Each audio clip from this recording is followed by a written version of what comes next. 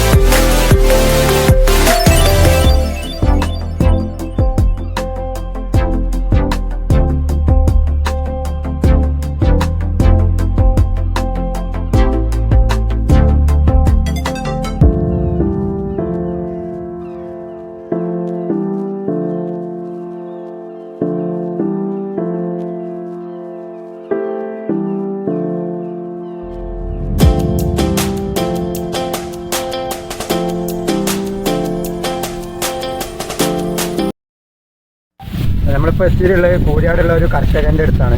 നമ്മളിപ്പോൾ കുറേ വത്തക്ക, ചരങ്ങ, വെണ്ടൻ്റെ, പയറ് ഇതൊക്കെ കണ്ടു. അതിനെക്കുറിച്ചുള്ള കൂടുതൽ ഡീറ്റെയിൽസ് നമുക്ക് കർഷകനായ അബൂബക്കറിനോട് തന്നെ ചോദിക്കാം. ഈ കൃഷി ഇപ്പോഴത്തെ അവസ്ഥയിൽ ഈ കൃഷിനെ കുറിച്ചുള്ള കൃഷി ഇപ്പോൾ ലോക്ക്ഡൗൺ ആണ്. കൃഷി ഇപ്പോൾ എല്ലാവർക്കും ചിലവ് കുറവാണ്, വളരെ കയറിപ്പോവൽ കുറവാണ്. മറ്റേതിവിടെ ആൾ ഇഷ്ടം പോലെ വന്ന് ഓർഡർ കൊടുത്തിന് വത്തക്കൊക്കെ. ഇപ്രാവശ്യം ഓർഡർ കുറവാണ്. ഈ മുടക്ക് മുതലേ ഈ പ്രാവശ്യം തിരിച്ചു കിട്ടുള്ളൂ. നല്ലൊരു ലാഭം ഈ പ്രാവശ്യം പ്രതീക്ഷിക്കണില്ല. സാധാരണ ടൈമിൽ ലോക്ക്ഡൗൺ അല്ലാത്ത ടൈമിൽ എങ്ങനെ കൃഷി? ലോക്ക്ഡൗൺ അല്ലാത്ത ടൈമിൽ നല്ല ലാഭത്തിൽ കൃഷി ചെയ്തതിന് സാധ്യതയാണ്. നല്ല ഇഷ്ടം പോലെ സാധനങ്ങൾ കൊണ്ടുപോയിന് നല്ല ലാഭം കിട്ടിയിരുന്നു. ഞങ്ങളെ ഈ ഏരിയയിൽ മൊത്തം വത്തക്ക കൃഷി ഒരു 100 ഏക്കറിൽ വത്തക്ക കൃഷി ഉണ്ട് മൊത്തം എല്ലാവരുടെ കൂടി. ഈ വത്തകൃഷിക്ക് ഏകദേശം ടൈം? വത്തകൃഷി നമ്മൾ കുത്തിയിട്ട് അന്ന് മുതൽ 60-ാമത്തെ ദിവസം വത്തക്ക അറക്കാൻ പറ്റും. അതേമാതിരി തന്നെ ചെറുങ്ങ അങ്ങനെയല്ല. ചെറുങ്ങ ഒരു 40 ദിവസം കഴിഞ്ഞാൽ ചെറുങ്ങ അറക്കൽ തുടങ്ങും. ചെറുങ്ങ പിന്നെ 1.5 ഇടവിട്ട ദിവസങ്ങളിൽ അങ്ങനെ അറക്കാം, എന്നും അറക്കാം. വത്തക്ക ഒരു പ്രാവശ്യമേ വിളവെടുക്കുള്ളൂ. വത്തക്ക 60 ദിവസം കഴിഞ്ഞാൽ മൊത്തം പറിച്ചാൽ വത്തക്ക കണ്ടം കാലി വരും. ചെറുങ്ങ അങ്ങനെയല്ല. ചെറുങ്ങ 1 ഇടവിട്ട് ദിവസങ്ങളിൽ ചെറുങ്ങ അറുത്തുകൊണ്ടേ നിൽക്കാം. ചെറുങ്ങ അറുത്തു പോകുന്നാൽ വീണ്ടും കായ്ച്ചു. അങ്ങനെയാണ് ചെറുങ്ങ. അതേപോലെ വെള്ളരി 40 ദിവസം കൊണ്ട് കായ്ക്കാം. കക്കരി 40 ദിവസം കൊണ്ട് കായ്ച്ച് അറുത്ത് തുടങ്ങാം. മത്തനൊരു 50 ദിവസം കൊണ്ട് അറക്കാം. ഇപ്പൊ വിപണി കുറവാണ്, ജനങ്ങളില്ലാത്തതുകൊണ്ട് വിപണി കുറവാണ്. അപ്പോൾ നമ്മൾ ഇപ്പോൾ ഇവിടെ എല്ലാവരും ഈ പ്രാവശ്യം ഏതായാലും ലാഭം പ്രതീക്ഷിക്കണില്ല. മുടക്കുമുതൽ മാത്രമേ പ്രതീക്ഷിക്കണുള്ളൂ. ഈ പ്രാവശ്യത്തെ എല്ലാവരും കൃഷിൻ്റെ അവസ്ഥ അതാണ്. നെൽകൃഷി ഇവിടെ കഴിഞ്ഞു. അത് നല്ല നിലയിൽ കയറിപ്പോയി. അതാണ് ലോക്ക്ഡൗണിൻ്റെ മുമ്പ് തീർന്നു. നെൽകൃഷി ചെയ്യണ പാടാണത്. ഈ പാടത്ത് നെൽകൃഷി കഴിഞ്ഞിട്ടാണ് ഞങ്ങൾ ഈ വേനലിലെ 3 മാസത്തിലാണ് ഞങ്ങൾ പച്ചക്കറി ഉണ്ടാക്കൽ. 3 മാസം കഴിഞ്ഞാൽ പച്ചക്കറി ഉണ്ടാക്കും. അങ്ങനെയാണ് ഞങ്ങൾക്ക്. ആ കയറ്റി കൊണ്ടുകൊണ്ട് പുറത്തേക്ക് ഇവിടെ എടുത്തുള്ള അങ്ങാടിക്കാക്കാരല്ല. അല്ല, ഇതിപ്പോൾ കുറച്ച് ഇവിടത്തേക്കാണ്. കോട്ടക്കൽ, തിരൂര് ഭാഗത്തേക്ക്, പെരിന്തൽമണ്ണ, തിരൂര്, കോട്ടക്കൽ, അങ്ങനെ വളാഞ്ചേരിയൊക്കെ കൊണ്ടുപോകലുണ്ട്. പക്ഷേ ഈ പ്രാവശ്യം ലോക്ക്ഡൗൺ ആയതുകൊണ്ട് അവിടെ നിന്നും ആളുകൾ വെളി വന്നിട്ടില്ല. വത്തക്കൻ്റെ ഓർഡർ വന്നിട്ടില്ല. അപ്പോൾ ഇത് അടുത്തുള്ള മാർക്കറ്റിലേക്ക് വേങ്ങര കൊണ്ടുപോകലാണ് ഇപ്പോൾ കൂടുതൽ. വേങ്ങര, ചെമ്മാട് അങ്ങനെയൊക്കെയാണ് കൊണ്ടുപോകേണ്ടത്. പക്ഷെ വത്തക്കക്ക് വില ഉണ്ട്, വത്തക്കക്ക് വില ഉണ്ട്. മറ്റുള്ള പച്ചക്കറിക്കൊക്കെ വില കുറച്ച് കുറവാണ്. സാധാരണ ഒരു 17 രൂപ കിലോന് ചെറുങ്ങ 15 രൂപ കിട്ടിയതിൻ്റെ സ്ഥാനത്ത് ഇപ്പോൾ 10 രൂപ ഉള്ളൂ. മത്തനൊരു 17, 18, 20 രൂപ കിട്ടിയതിൻ്റെ സ്ഥാനത്ത് ഇപ്പോൾ 10 രൂപ ഉള്ളൂ മത്തന്.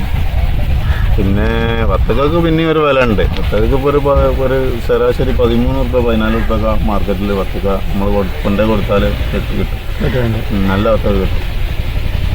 ഇതിപ്പോൾ കൃഷി മാത്രമാണോ നിങ്ങളെ ആശ്രയമല്ല വേറെ എന്തെങ്കിലും ജോബ്? കൃഷി ഇപ്പോൾ ഞാൻ ടൈലർ പണി ഉണ്ട്, അതിൻ്റെ കൂടെ കൃഷിയും ചെയ്യലുണ്ട്. കൃഷി കാലാകാലം ചെയ്യലുണ്ട്. ഇപ്പോൾ ലോക്ക്ഡൗൺ ആയതുകൊണ്ട് മാത്രമല്ല, കാലകാലം കൃഷി പാരമ്പര്യമായിട്ടുണ്ട്. എൻ്റെ വീട്ടിലെല്ലാവരും കൃഷിക്കാരാണ്. ജ്യേഷ്ഠന് അനിയനില്ല, ജ്യേഷ്ഠൻ്റെ മകന് ഇവിടെ ഒരുപാട് കൃഷി ചെയ്യുന്നുണ്ട്. അവൻ്റെ ആണ് ആ വായൊക്കെ അവൻ്റെ ആണ്. ഈ കാണുന്ന വായൊക്കെ ജ്യേഷ്ഠൻ്റെ മകനാണ്. ഈ വത്തക്കൊക്കെ അവൻ്റെ ആണ്, ജ്യേഷ്ഠൻ്റെ മകൻ്റെ. ഇതൊക്കെ പാട്ടത്തിനെടുത്ത് ചെയ്യണ്ട? പാട്ടത്തിനെടുത്ത് ചെയ്യണ്ട. സ്വന്തമായിട്ട് സ്ഥലമല്ല, സ്വന്തമായിട്ട് ഞങ്ങൾക്ക് തീരെ സ്ഥലമില്ല, എല്ലാം പാട്ടത്തിന് ചെയ്യുന്നത്. ഇനിയിപ്പോൾ ഈ കൃഷിനെ കുറിച്ച് നിങ്ങൾക്ക് എന്തെങ്കിലും പുതിയ ആശയങ്ങൾ എന്തെങ്കിലും പങ്കുവെക്കാനാണ് എന്തെങ്കിലുമൊക്കെ? കൃഷി ഞങ്ങളിവിടെ നല്ല നൂതന സാങ്കേതിക വിദ്യ ഉപയോഗിച്ച് തന്നെയാണ് ഈ കൃഷി ചെയ്യുന്നത്. ഇതൊക്കെ ഇവിടുന്ന് നമ്മൾ പഴയ സിസ്റ്റം ഒന്നുമല്ല, അതൊക്കെ ഇവിടുന്ന് ഈ ട്രിപ്പിട്ട് ചെയ്യാന്നാണ് ഇതിന് പറയുന്നത്. ഇവിടുന്ന് മോട്ടറാണ് ചാലുമായി കൊടുത്താൽ ഈ കണ്ടത്തിൽ എല്ലാം ചെന്ന് കൂടും, വെള്ളം കൂടും. പിന്നെ ഞങ്ങൾ അധികം ജൈവ കൃഷിയാണ് കൂടുതലും, ജൈവവളമാണ് കൂടുതൽ ഉപയോഗിക്കൽ. വളരെ കുറച്ച് രാസവളം ഉപയോഗിക്കലുള്ളൂ. ജൈവവളം എന്നുള്ള കണക്ക് വെച്ചിട്ടാണ് നമ്മൾ കിറ്റ് കൊടുക്കുമ്പോഴും അത് നിങ്ങൾക്ക് നല്ല ഗ്യാരണ്ടി ആയിട്ട് കൊടുക്കുക. കാരണം ഞാൻ എൻ്റെ ഇതൊക്കെ ജൈവ ഇതാണ്. ഞാൻ എൻ്റെ ആ പച്ചക്കറി തോട്ടല്ലേ ഇപ്പം നമ്മൾ കണ്ടേ, അതിൽ മരുന്ന് അടിച്ചിട്ടേ ഇല്ല. അപ്പൊ ഈ മരുന്ന് അടിക്കാഞ്ഞാല് കൃഷിയൊക്കെ അടിച്ചിട്ടേ ഇല്ല. പക്ഷെ അത് നമ്മള് കീടങ്ങൾ വരികയാണെങ്കിൽ അടിക്കേണ്ടിനോ. പക്ഷെ ഭാഗ്യത്തിന് ഈ പ്രാവശ്യം കീടങ്ങൾ വന്നിട്ടില്ല, അതുകൊണ്ട് അതിൽ അടിച്ചിട്ടേ ഇല്ല. പ്രാവശ്യം കൊറോണ വന്നുകൊണ്ട് കീടം പോയതാ എന്താ അറിയില്ല ഏതായാലും. പക്ഷെ ഈ വത്തക്ക ഇത് വന്നിട്ടുണ്ട്, വത്തക്കൊക്കെ കീടങ്ങൾ വന്നിട്ടുണ്ട്. വത്തക്കൊക്കെ ഇതൊക്കെ മോശമായിരുന്നു. പക്ഷെ അതിന് ഞാൻ മരുന്നടിച്ചിട്ടില്ല. പിന്നെ കൂടുതലായിട്ടും 2 പ്രാവശ്യം കോയിക്കാസ്റ്റ് ഇട്ടു, പിന്നെ കുറച്ച് ഇതിട്ടു, പിന്നെ രാസവളം കുറച്ച് 1 പ്രാവശ്യം ഇട്ടുള്ളൂ. ഈ പ്രാവശ്യം പൊട്ടാസ് ഞാൻ കുറച്ചേ ഉപയോഗിക്കലുള്ളൂ. രാസവളം കൂടുതലും ജൈവവളമാണ് ഇടല്. 2 പ്രാവശ്യം നല്ല ജൈവവളം ഇട്ട് കൊടുത്താൽ ഏകദേശം അത് മതി. പിന്നെ 1 പ്രാവശ്യമൊക്കെ രാസവളം ഉപയോഗിച്ചാൽ മതി. ഈ വാഴക്കൃഷിക്ക് 10 മാസം കഴിയണം. 10 മാസത്തെ കൃഷിയാണ് വാഴക്കൃഷി. ഈ പ്രാവശ്യം വാഴ വൈകിപ്പോയി. നമ്മൾ ഈ പ്രാവശ്യം ഇവിടെയൊക്കെ വെള്ളം വന്നിരുന്നു. ഇവിടെ വെള്ളം വന്നിട്ട് ഈ ഇത് കാണണം, ഈ കെട്ടിടത കാണണം, ഇതിന്റെ മേലെ തൊട്ട് വരെ വെള്ളം വന്നിരുന്നു ഈ പ്രാവശ്യം.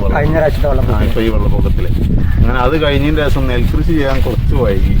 അപ്പൊ ഈ ആ നെൽകൃഷി അതിന്റെ കൂടെ തന്നെ ഈ വാഴക്കൃഷിയൊക്കെ പോയി. പിന്നെ 2ാമത് വെച്ച വാഴയാണ്. വെള്ളം വന്ന് പോയതിന്റെ ശേഷം 2ാമത് വെച്ചാണ്. ഇപ്പൊ കൊലച്ചിട്ടുണ്ട്.